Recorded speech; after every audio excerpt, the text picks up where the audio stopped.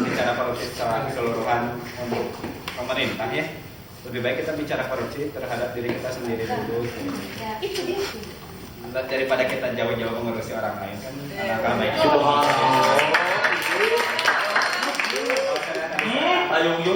Hormati sempat ditangkap dari Kementerian Korupsi dan teman-teman sendiri. Terus saya tuh tidak jadinya agak kurang asa orang lain aja yang dibahas ya teh. Kalau baiknya menurut kita sih lebih ke diri kita sendiri dulu gitu. Udah dakwah. Jadi kenapa ya kalau disebutnya kalau kita diri sendiri juga sebelum merubah diri orang lain. Baiknya kita mau dengar Pak Topik. Oh ya siap. Sebelum merubah diri orang lain, alangkah lebih baiknya kan kita merubah diri kita sendiri juga ya. Contohnya Uniko kan salah satu korupsi kecil. Uniko Usaha tuh. Uniko usaha. Ijan nggak tahu. Usaha lihat menipu orang tua. Oh iya, itu menaikkan anggaran per bulan itu sih. Itu kan sebutan korupsinya. Terus harga buku kan buku 50.000. Padahal kan 25.000.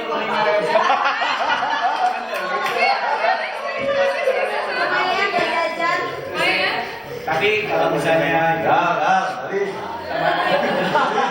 teman-teman sedang merasa itu adalah sesuatu hal yang sudah terbiasa, ya itu kan terjadi gitu. Sebenarnya di buku korupsi itu saya sempat baca ya di paragraf awal-awal. Buku ini? Ya, saya kan beli. Oh beli kamu? Oh kamu beli ya? Saya ya. Kita cici 20.000 aja. Harga 15.000 500 campur.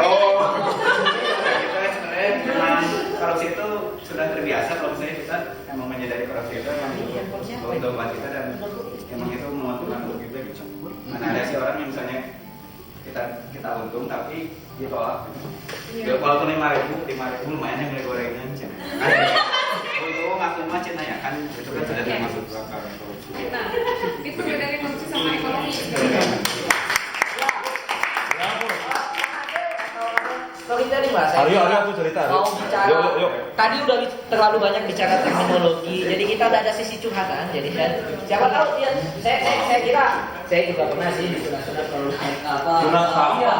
apa anggarannya itu atau apa dan tidak mengapresiasi kerjaan kita sebenarnya. Ada Kang Aryo, Kang Kang atau? Yuk, cerita dulu. Ram tuh temannya. Namun Kang Emil hashtag. Betul Kang Emil. Kang Ade mau cerita Kang Ade silakan. Cerita tentang itu ya, berhadapan dengan birokrasi ya.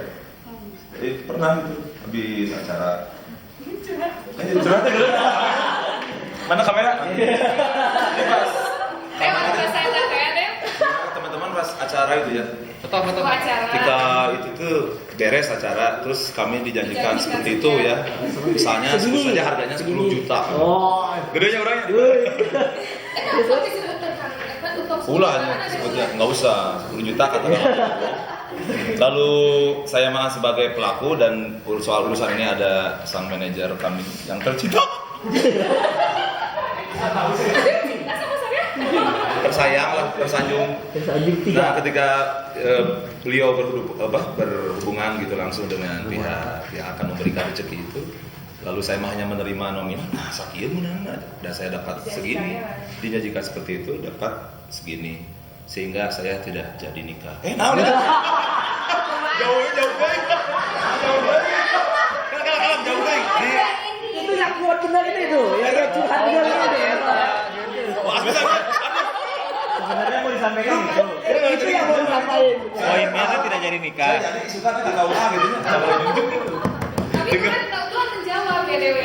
Ketika setelah kejadian itu, kita dikontak lagi oleh orang yang sama tapi kontaknya langsung. Kemudian dia tanya berapa? Iya, lewat tangan pertama nih. Kemarin kan dikasih ke orang yang di balai kota lah katakan demikian. Terus dia langsung ini berapa kalau Kang Ade dan kawan-kawan nyanyi?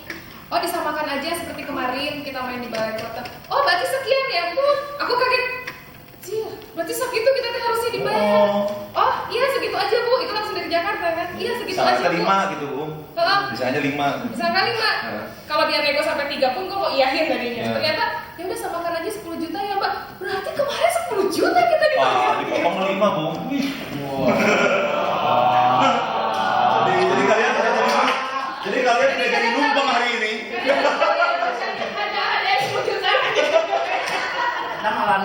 copet.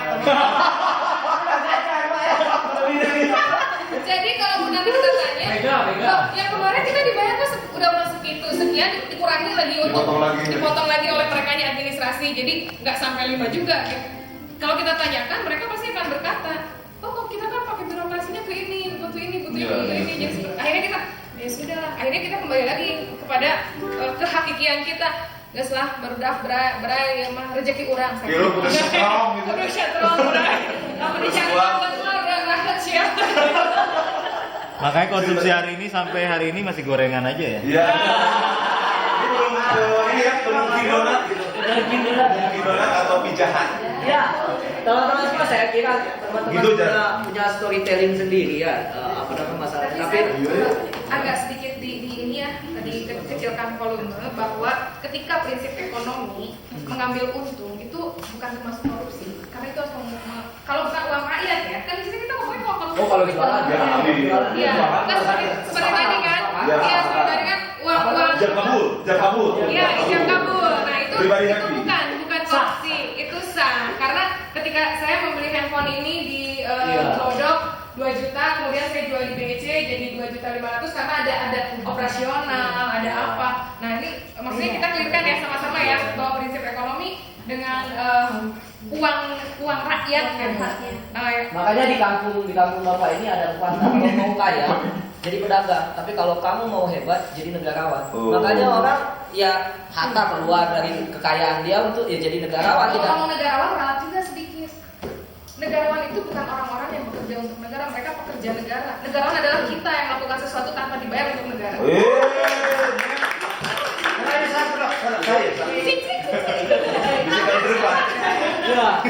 Ya saya kira mereka juga wanita kita dibayar nggak dibayar. Iya betul. Tulus.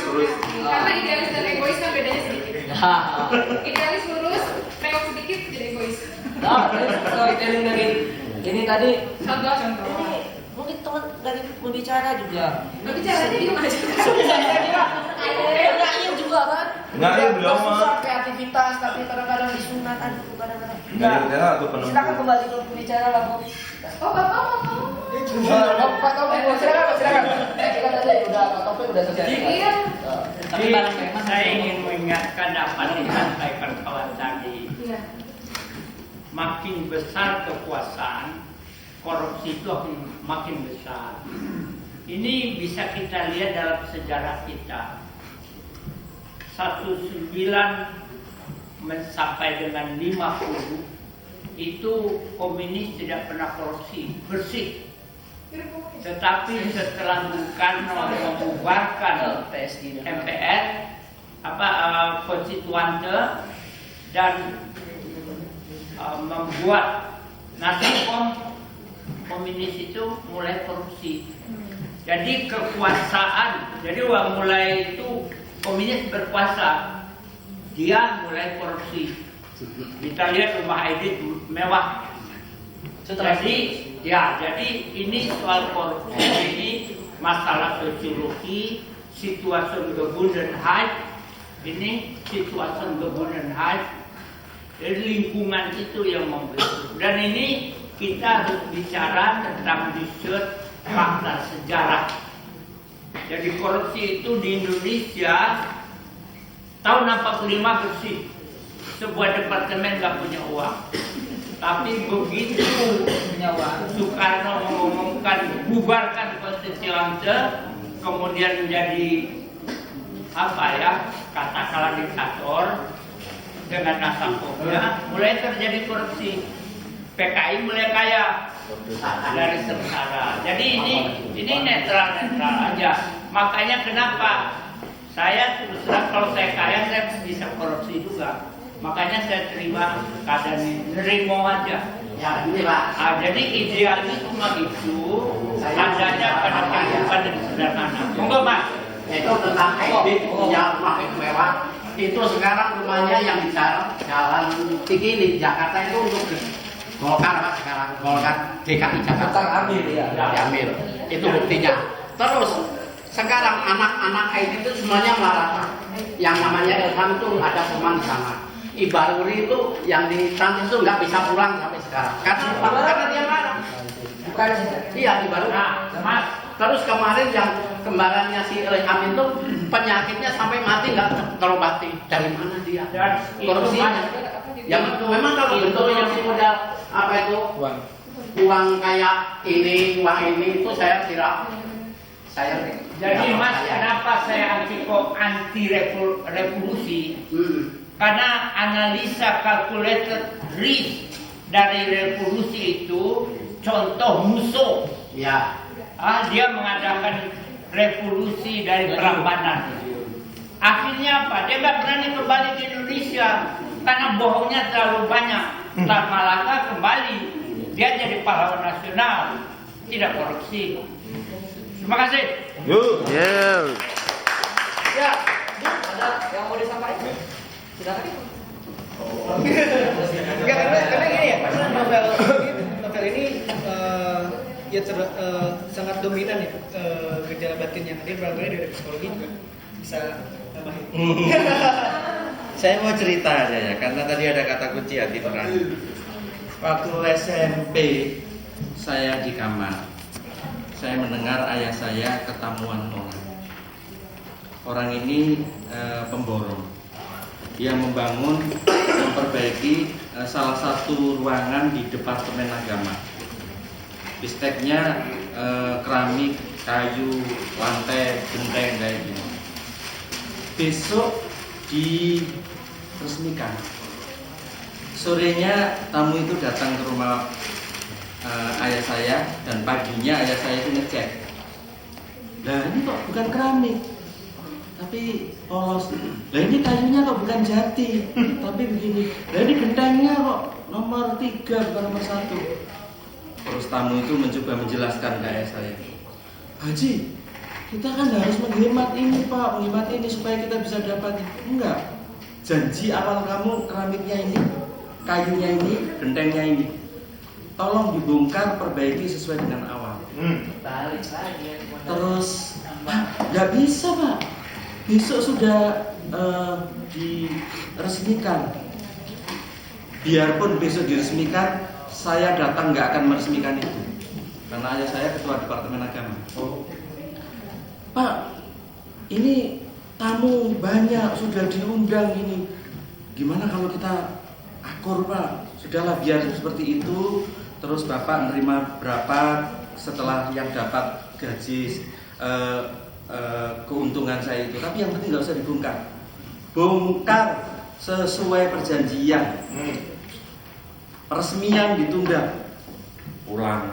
Besok datang lagi. Pak Haji, masa sih Pak Haji sedikit? Pak Haji nggak ingin naik gaji. Kamu bicara Pak Haji nggak mau naik gaji. Dulu kamu kecil, saya yang ngajari kamu alif bata pakai sarung. Tidak kamu hajikan aku dan naik gaji. Sekarang kamu ngiming-ngiming saya naik gaji. Pulang ngaji lagi. Itu ayah saya. Pulang hati nurani. Dan itu saya ingat terus karena saya SMP gitu. Itu. Nah yang kedua saya ingin cerita karena Bapak tadi nurani.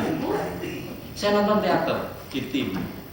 Gedungnya bagus, tontonannya adalah tentang tangis, juragan batik yang korup, pendampingnya juga korup, wah segala macam. Nah di tengah-tengah acara teater itu tiba-tiba lampu nyala seret.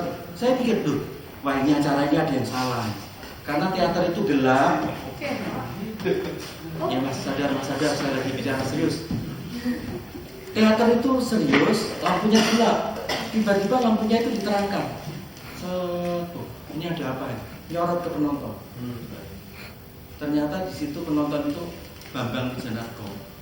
Yang kemarinnya dia ditangkap ketika dia nuntun anaknya masih pakai pakaian sarung. Ditanya sama bintang itu Mas Heru. Karena tangis ini mengenai batik, mengenai korup dan kebetulan ini ada orang BPK, coba Pak saya ingin nanya menurut Bapak apa? Itu saya terkesan sampai sekarang. Semua penonton tidak jadi melihat panggung tapi nengok. Sama anaknya SMP. Mas Bambang gimana menurut Anda korupsi? Saya nggak usah bicara banyak-banyak. di televisi itu sudah ada. Menurut saya orang yang korup itu adalah orang yang tidak punya hati nurani. Jadi saya sepakat. Bambang Wijanaka atau Bambang Jayanto. Jayanto. Oh, pidana Ubuntu. Nah, itu ya sekedar cerita orang tua bagaimana punya idealisme kemudian Bambang. Sekarang saya punya cerita sedikit tentang diri saya. Kadang-kadang orang itu ingin meningkatkan diri, ingin idealis, tapi orang juga punya sikap. Di kampus itu sekarang lagi tradisi peningkatan SDM. Bagi saya orang peningkatan SDM terserah, mau sekolah, mau S2, mau S3, mau seminar terserah. Tapi kemudian orang itu menggunakan rasionalnya untuk nipu. Gimana kalau kita buat anggaran untuk SDM itu didorong ini, akhirnya diprogramkan satu orang 500. Nah, diprogram supaya dia ikut seminar gitu. Saya pikir ini kelihatannya benar, tapi nurani saya nggak benar. Kalau hanya untuk 500 seminar saja, ya punyalah saya. Iya itu. Akhirnya tahun 2012 nggak saya ambil. Terus orang-orang itu mencoba, gimana kalau kita tingkatkan 1 juta? Jadi akhirnya tahun 2013 itu semua meningkatkan 1 juta. Hak memang untuk seminar untuk apa? Yang seminar berangkat syukur dapat piagam, tapi banyak juga yang dicairkan cuma bikin kwitansi gitu. 2013 saya nggak mencairkan. Gimana kalau dinaikkan lagi 1.500.000? 2014 nggak naikkan. Jadi alhamdulillah 2013, 2014, 2015 saya terhindar dari peningkatan SDM yang mengemis kepada pemerintah.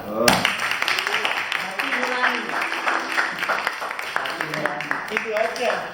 Bravo. Saya quote-nya tadi itu kayaknya kita memang harus balik dan mengaji lagi. Iya. Quote-nya di sana balik dan mengaji lagi. Jadi kan ada di sini. Saya kira Bu Ma'ruf hari ini berhasil menciptakan segalawan bersama. Bahwasanya intelektual itu tidak punya solusi apapun. Solusi dia adalah menghadirkan keresahan bersama untuk merawat Indonesia ini. Saya kira untuk minteri. iya. Apalagi Siapa mengakali siapa? nggak perlu malah kita bukan jadi orang akal-akalan. Quote-nya tadi menarik dari, saya kira harus dicatat. Ini aja dapat ilmu ya. Iya, dicatat dari Ramil tadi kita harus balik dan ngaji kembali, ngaji tentang Indonesia ini seperti apa. Saya kira nggak ngaji Al-Quran aja, ngaji tentang itu aja teman-teman. Ada acara hari Sabtu, saya kira ya Nikatan Gerakan Non-Blok itu dari pagi jam berapa? Dari jam 7 di mana Gerakan Non-Blok? Dari jam 7 di Pajajaran. Siangnya ada berapa? Sabtu Pak, dekat rumah Bapak ya? Sabtu Pak. Oh siap. Sabtu. Apa ya? Dan teman-teman semua kalau ada info acara silakan di-share setelah ini. Tetangga kantornya waktu itu. Miss siapa? Miss. Thank you. Kami pamit. Saya kira itu. Dekat rumah Bapak mau bawa warganya untuk nonton. Siap. Nonton ikutan. Kita ikutan itu saja. Sama Febri langsung. Dan hari Sabtu itu saya juga bicara asis kan. Jadi kan tidak sebenarnya bicara terus. Saya akan tarik kalau materi saya akan tarik arsitektur hubungan internasional multipolar. Itu yang arsitektur. Saya nama saya kembalikan ke Kang Butang. Terima kasih untuk hadir. Assalamualaikum warahmatullahi wabarakatuh.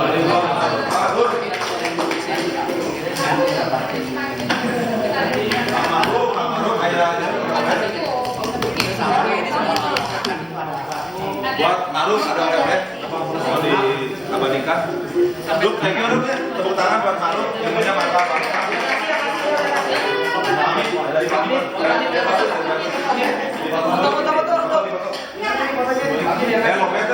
Oh iya, salah foto ya. Ini mau ada video apa? Video. Halo. Atur nuhun Kang Maruf, mudah-mudahan cepat beres jadi sarjana. Amin. Belum sarjana kok. 2012. Dia tadi pakai toga coba, tapi jalan-jalan minjem berarti. Sampai jumpa lagi Rabu depan teman-teman dengan materi yang sama lanjutan masih dengan materi berbeda. Oke. kita tutup dengan dan teman-teman yang mau beli beras harganya 15.000. Berapa ini? Boleh kan? Saya beli. Benar, iya, asli. Dibatasi usia nggak? Bentar ya. Paling jadi rival aja saya. Terima kasar saya tuh. Katanya yang menang Gus Dur. Teman-teman, namanya berapa? Merdeka atau Dari sini katanya 15, dari sini 20. Udah beli gorengnya. teman-teman dadah ke kamera karena ini drone-nya mau ganti drone. Dadah nuhun sampai jumpa lagi. Tiada kesan tanpa kehadiranmu. Bang Neni, oh ya. Oh ya, sampai jumpa lagi dapat depan.